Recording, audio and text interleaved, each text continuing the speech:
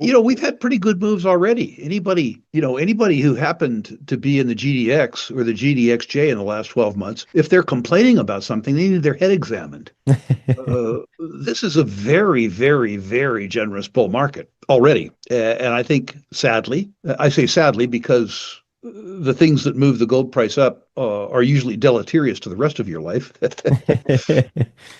Sadly, I think we're in, the first quarter or the first third of this bull market. They come about when people are concerned about the maintenance of their purchasing power in dollars.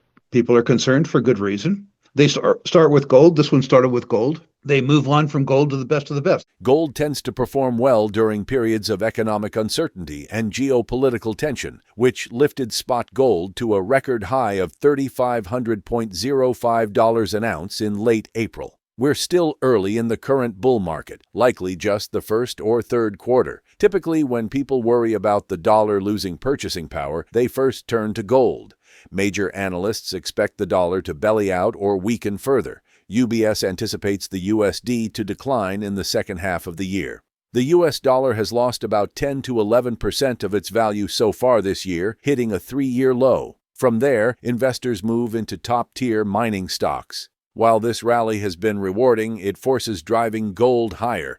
Rick Rule explains that while many investors crave dramatic price moves, U.S. Senate Republicans were still trying to pass President Donald Trump's sweeping tax cut and spending bill on Monday evening, despite divisions within the party about its expected $3.3 trillion hit to the nation's debt. Meanwhile, Treasury Secretary Scott Bessent warned that countries could be notified of sharply higher tariffs as a July 9th deadline approaches. HSBC said that even if gold prices ease, levels above $3,000 an ounce have reinforced gold's role as a haven and effective portfolio diversifier. It noted that central bank gold purchases would moderate on further rallies above $3,300 and could increase should gold correct nearer to $3,000. After briefly touching an all-time high of $3,500 per ounce on April 22nd, gold prices have pulled back by about 5% despite the tailwinds of geopolitical volatility and the dollar's weakness.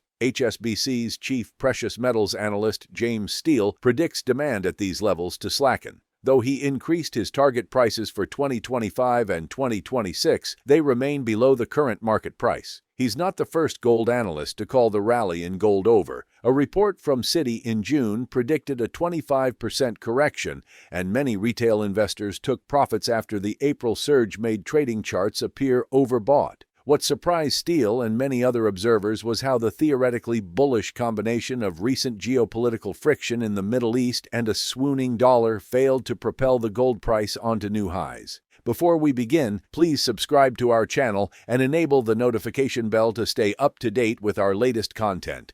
We'd love to hear your thoughts, so don't forget to leave a comment and give the video a thumbs up if you find it valuable. I guess older people like me need excitement less and profits more.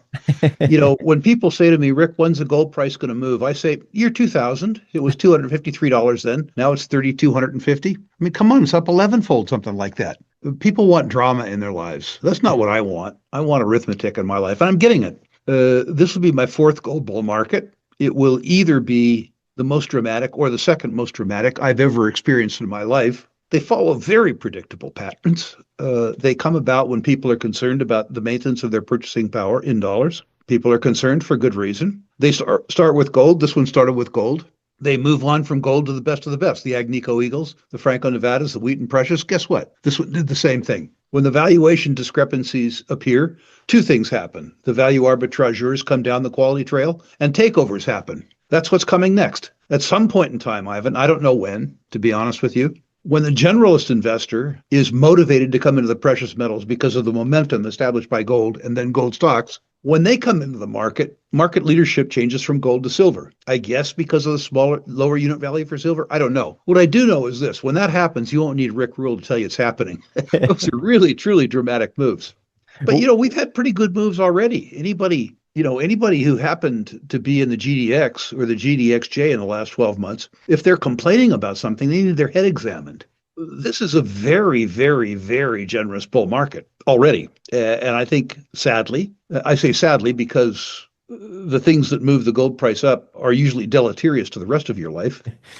Sadly, I think we're in, the first quarter or the first third of this bull market. It will affect the country poorly. Of course, it'll be very popular Right. because people like to spend other people's money. The decline in the purchasing power of the dollar, I think, is going to be inexorable. This will merely speed it up. We've talked earlier on your show about what I call the math of America. The fact that the IRS says we have $141 trillion in private net worth, and the current debt is crowding 37 trillion, growing by $2 trillion a year, and the off-balance sheet liabilities exceed 100 trillion, growing by $2 trillion a year.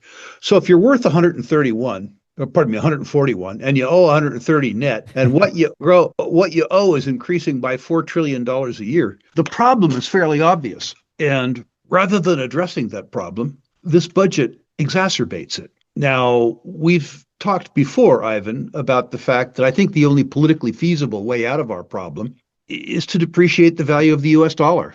In other words, honor the nominal obligations to bondholders and to Social Security recipients like myself while inflating away the net present value. Right. The only alternative to that I can see is an honest default, where we say to the bondholders, too bad, so sad, we lied, no money, strong letter to follow.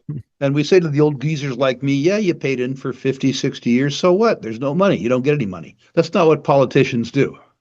So what I think happens is what happened in the decade of the 70s. I think we reduced the purchasing power of the US dollar by 7.5 or 8% compounded for 10 years. So that while we don't reduce the nominal debt, we reduce the net present value of the debt and make it therefore more serviceable with inflated dollars. Royalty and streaming is, on a risk-adjusted basis, a better business. Now, you need to understand, because they're so efficient, because they have such high margins, ironically, they're less correlated to the gold price than the lousier companies. And I'm okay with that. If you take away a bit of my upside by eliminating most of my downside, that seems like a fairly good swing to me. Ironically, if you're a company like Franco with 90% operating margins, if the gold price doubles, your earnings may be double. If you're a lousy producer with 10% operating margins and the gold price doubles, your earnings go up tenfold. So ironically, rip-roaring bull markets favor the worst companies. I've come to understand that just the beta in a gold bull market, I define beta as the extent to which the gold stocks outperform the market in general, frequently 200, 300, 400% over 3, 4, 5 years. So if making 300%, I only made 275% instead, but I reduced my risk, I'm really good with that print, Ivan. Rick Rule proposes various investment techniques based on current geopolitical situations and the gold position. He recommends begin your portfolio with high-quality investments. The best companies frequently generate strong long-term returns. If you are going to invest in more speculative ventures, make sure you are willing to accept the risk and complete the homework. Most people have more stocks than they can reasonably keep track of. Ideally, spend around an hour every month researching each stock in your portfolio. If you can't tolerate 15% price swings without worrying, investing in risky stocks may not be for you. Remember that true wealth is created through compounding, a process that takes time. Short-term techniques cannot be used in tandem with long-term strategies. This investment conference has undergone steady evolution over the past 3 decades and is now regarded as one of the best. It features top-tier speakers with real-world expertise, such as David Stockman, former OMB director, Nomi Prinz, former Goldman Sachs, and Danielle DiMartino Booth, former Fed researcher, who provide insights from within the system. Legendary investors and entrepreneurs discuss how they built billion-dollar organizations and what to look for in early-stage investments. Unlike other conferences, corporations can only display if the organizers own shares, ensuring quality.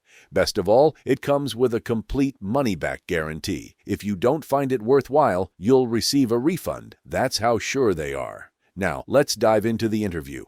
The first is start your portfolio with quality. Buy the really good stuff. As we said earlier in the show, the best of the best often generate 300% beta.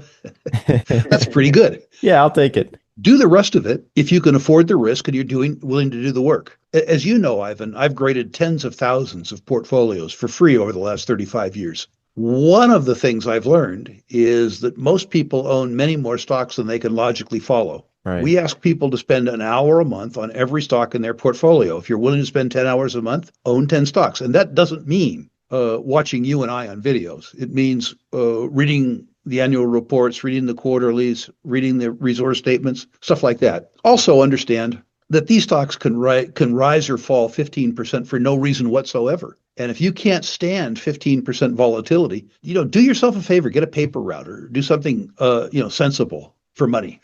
Also, remember that the real miracle of the financial world is compounding. And compounding takes time. If you have an investing strategy that might take 5 years to play out, and you try and employ 3-month tactics to a 5-year strategy, you aren't going to have a happy ending. First of all, for 30 years. If you make something a little better every year for 30 years, it gets pretty good. Right.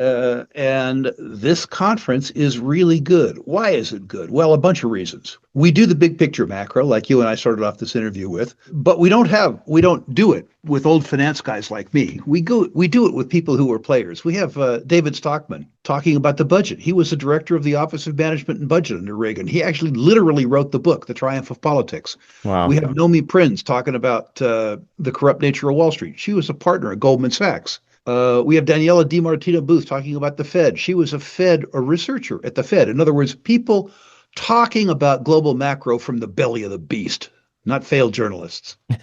Right. We have great portfolio managers who've been in the business for 40 years, not people who learned to spell uranium 4 years ago. We have the living legends, the Robert Friedlands, the Ross Beatties, the Bob Quartermains, the Sean Rusens, the Randy Smallwoods, people who built multi-billion-dollar companies from scratch, telling you how they did it, telling you who that experience made them better investors, teaching you how to find the $20 million market cap that could be a $2 or $3 billion market cap. All of our exhibitors have been vetted. At most investment conferences, the qualification to be an exhibitor is a check that cashes. They're just advertisers. We have to own shares in the company for them to be on our floor. We turn down more exhibitors than we accept. But the best thing about it is the guarantee. Unlike any other investment conference in the world, whether you attend our conference live or via live stream, first of all, you get access to the recordings for a year. You're going to need them. But the second thing is, if you think for any reason we didn't give you your money's worth, we'll give you your money back. This is the only riskless financial transaction I know of investing. I'll repeat that one more time, whether you attend live or live stream. If you think for one reason or another I didn't give you your money's worth, email me. I'll give you your money back. Now, I'm delighted to say in 30 years of money-back guarantees, we've had to refund about 1/10 of 1% of the tuitions that we've charged. That notwithstanding, that guarantee is your guarantee that you're going to get your money's worth. Gold has once again shown to be a solid haven in the face of economic uncertainty, geopolitical unrest, and concerns about the dollar's depreciation. Though prices temporarily approached $3,500 before retreating, analysts such as Rick Rule feel we are still in the early stages of a larger bull market. His advice is straightforward: prioritize high-quality assets, manage risk carefully, and adhere to long-term strategies, such as compounding. As volatility and central bank actions continue to impact the market, both conservative and strategic investors may find appealing opportunities in precious metals and select mining stocks. Do you believe we have reached the pinnacle for gold in this cycle, or is the next step higher just beginning? Would you consider attending an investment conference where the organizers only promote firms in which they invest? Feel free to share your feedback in the comments below. If you found this helpful video, hit the thumbs up and subscribe to keep up with our latest updates. We appreciate you being a part of this journey.